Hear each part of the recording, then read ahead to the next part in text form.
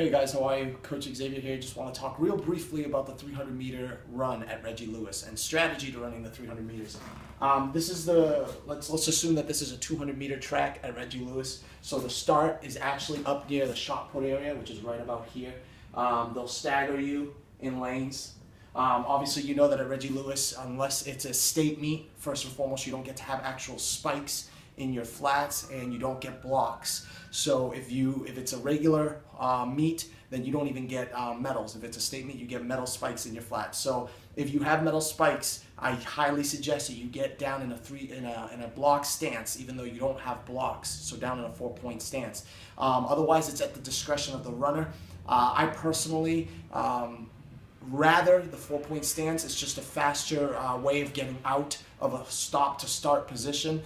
Even without the traction of the spikes on that Reggie Lewis track, depending on the bottom of your spike plate, if it's too heavily plastic, you may slide, but we'll talk about that on a one-on-one basis. I just want to talk real fast about the strategy running in the 300.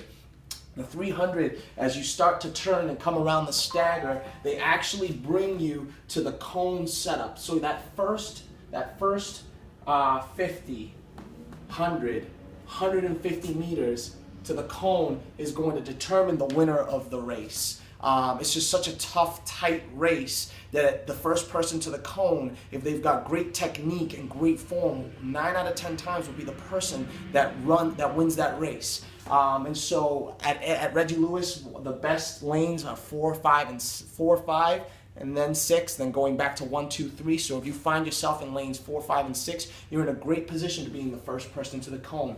That first 100 meters, you work that curve. You're on a really great bank, so really work that turn, really drive that inside arm. You're going almost at 100. Now it's a controlled speed, it's a controlled start. The 300 is just short enough where you can come out of the blocks at 200-meter opening speed.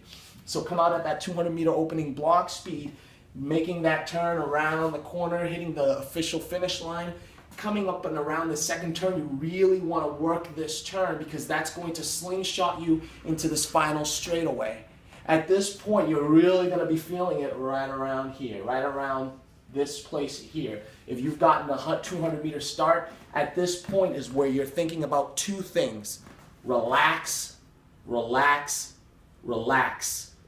Control, control, control, and ultimately form.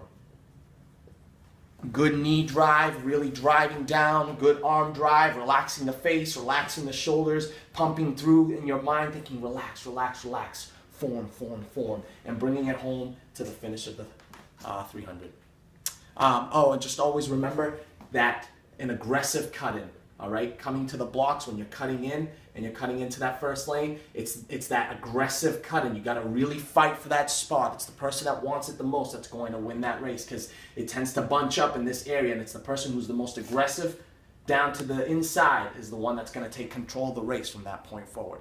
All right, it's really hard once that lactic acid is built up, your legs are dead, and you feel like a ton of bricks. It's really hard to make the pass on the turn. And here, at this point here, there's not enough time in this 50 meters once you've already broken down to pass. So really, the race is won right here. Thank you.